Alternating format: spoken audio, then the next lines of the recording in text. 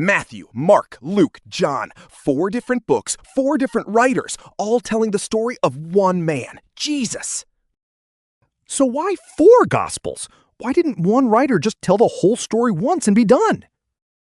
Matthew wrote for Jewish readers, people who knew their scriptures inside out and had spent generations waiting on one promised king.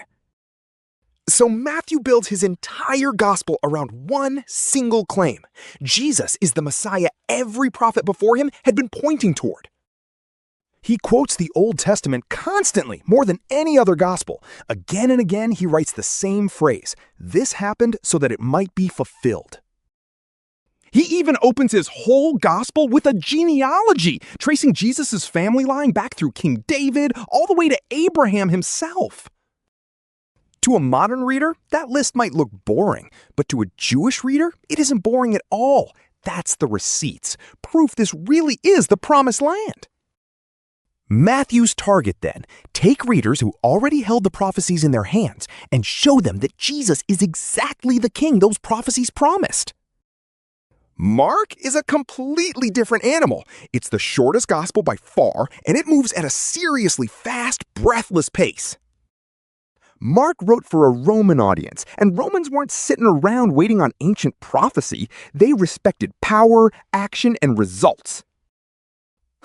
So Mark barely slows down at all. No genealogy, no long speeches, hardly any backstory. He goes straight into what Jesus actually does. And he leans on one word over and over again, immediately, using it more than 40 times across just 16 short chapters. Immediately he healed this person. Immediately he went there. It reads like an action-packed highlight reel, and that speed is completely deliberate. Mark's target, then, hand a Roman reader a Jesus who acts, decisive, powerful, unstoppable, and clearly worth following. Luke is a completely different kind of writer again. Luke was a physician, a trained, practicing doctor by profession. And true to that training, he approaches the gospel like an investigator, interviewing eyewitnesses, comparing accounts, and checking every detail he's handed. He actually says so himself, in his own words, right at the very start of his gospel, in Luke chapter 1, verse 3. Having carefully investigated everything from the very beginning, he writes it all out as an orderly, careful account for a man named Theophilus. Luke wrote for Greek readers, and all through his gospel, he keeps turning the camera toward the people everybody else overlooked. Shepherds, outsiders, women, the poor and forgotten. Luke's target, Jesus isn't a savior for the privileged few. He's the savior for everyone. John wrote last of all, decades after Matthew, Mark, and Luke had already been circulating and read widely. So he doesn't bother repeating them. He isn't writing another highlight reel at all. He's deliberately going deeper than any of them. John barely even covers the same events the others already told. Instead, he zooms right in on the question of who Jesus actually is. And John does something none of the other 3 ever do. He flat out states his own purpose right there in his own text.